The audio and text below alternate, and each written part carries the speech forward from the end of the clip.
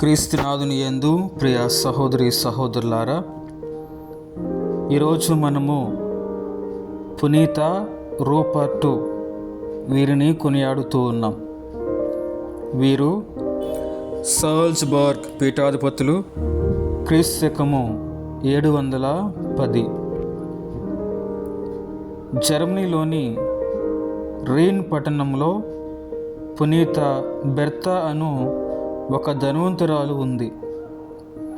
లూథ్రియన్ రాజుకులకు దగ్గర బంధువురాలు. ఆమె క్రైస్తవురాలైనప్పటికీ ఒక అన్యునికి ఇచ్చి వివాహం జరిపించారు. వారు పుత్రుడే ఈ పునీత రూపర్ట్ గారు.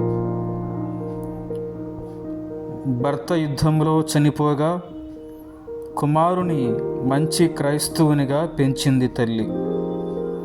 పునీత రూపర్ట్ గారు 7వ శతాబ్దం ద్వితీయార్ధ భాగంలో జర్మనీలోని ప్రముఖుడిగా పేరు సంపాదించుకున్నాడు. పునీత రూపర్ట్ గారు జర్మనీలోని వారమ్స్ పీఠంకు బిషప్గా అభిషిక్తులైనప్పటి నుండే వారు శ్రీసభలో చురుగ్గా తమ సేవలను అందించారు. క్రీస్తు శకము 697 ప్రాంతంలో రూపర్ట్ గారు కొంతమంది సహచరులతో కలిసి స్థానిక రాజైన డ్యూక్ దియోడును దర్శించారు. ఆ రాజు ఆజ్ఞ లేకుండా అక్కడ రాజ్యంలో ఏ పనియూ జరగదు. అలాంటి రాజు రూపర్ట్ గారి బృందాన్ని సాదరముతో ఆహ్వానించి వారు బోధించిన విషయాలన్నీ ఓపికతో ఆసక్తితో విన్నాడు. వారు యేసుక్రీస్తు సత్యవేదం గురించి, ప్రేమ సేవ గూర్చి బ్రహ్మాండంగా వినిపించారు. ఆ సమయంలో జరిగిన ఒక అద్భుతం వలన సకల మానవ శ్రేయస్సుకు ఈ వేదం బాగుంటుందనిపించింది రాజుకు. డ్యూక్ దియోడ్ మారు మనస్సు పొంది తాను బోధించే విగ్రహాలన్నిటినీ పారవేయించాడు.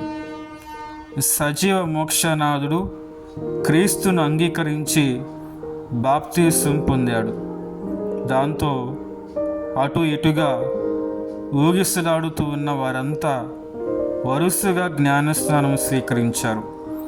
గొప్పవారు, పెద్ద హోదా కలవారు కూడా ఇందులో ఉన్నారు.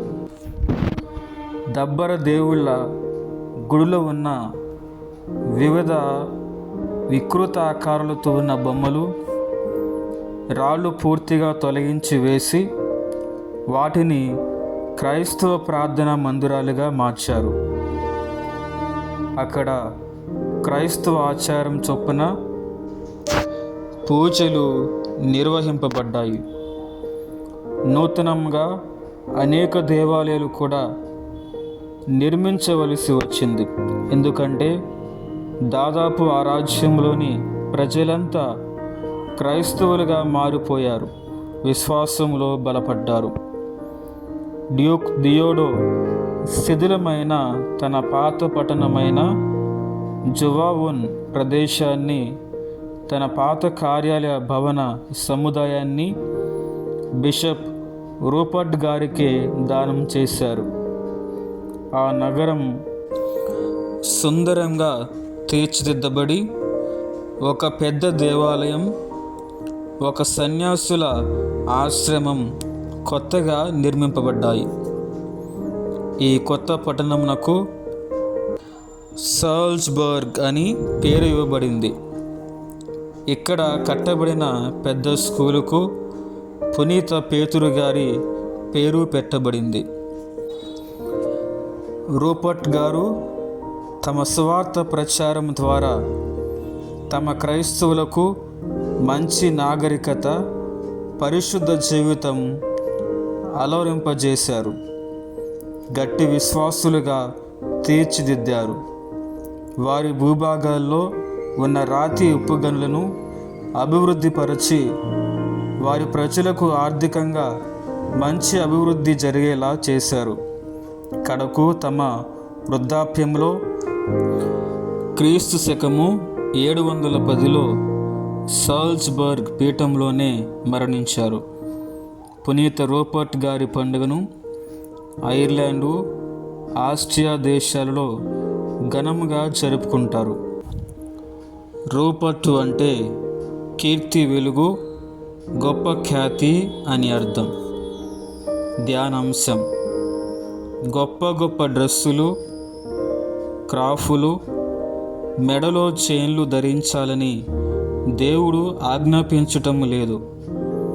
మన శరీరాన్ని కొరడాలతో దండించుకోమని చెప్పటం లేదు.